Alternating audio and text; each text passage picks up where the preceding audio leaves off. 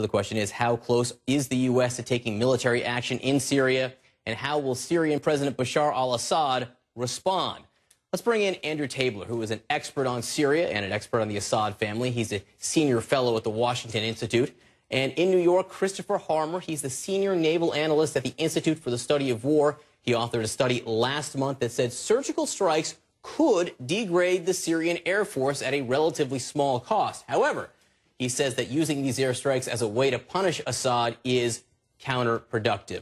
Christopher, I want to start with you. I want to read a quote from the Los Angeles Times today. It says, this is one U.S. official who has been briefed on the options on Syria, said he believed the White House would seek a level of intensity just muscular enough not to get mocked, but not so devastating that would prompt a response from Syrian allies Iran and Russia. They're looking at what is just enough to mean something, just enough to be more than symbolic, he said.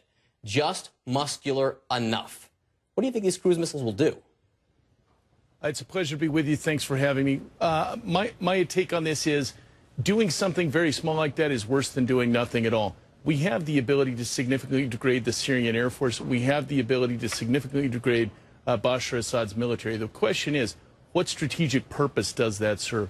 What we have right now in Syria is literally millions of Syrian civilians who are non-aligned, who are looking for some reason to believe that the U.S. is going to help them in their fight against Bashar Assad. If we don't help, it may be that the last best hope they have is to ally themselves with al-Qaeda. I think that the presence of al-Qaeda right now in Syria is extremely troubling. It's extremely negative for our long-term strategic interests. If we don't intervene decisively, then we should not intervene at all. I want to add one more thing to that. We tend to talk of these military options in sort of antiseptic terms.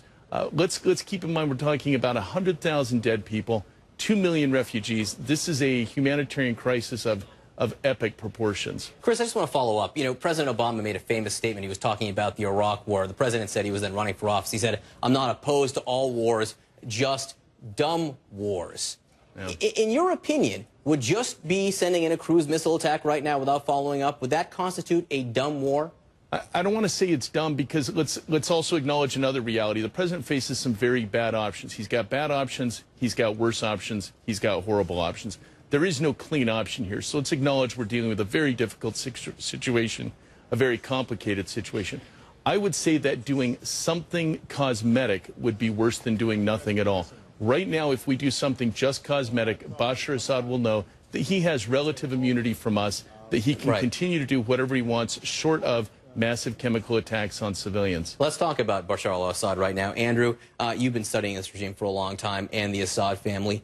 What's he thinking right now? Every day he's hearing this from U.S. leaders saying an attack really appears imminent at this point. So what does he do now?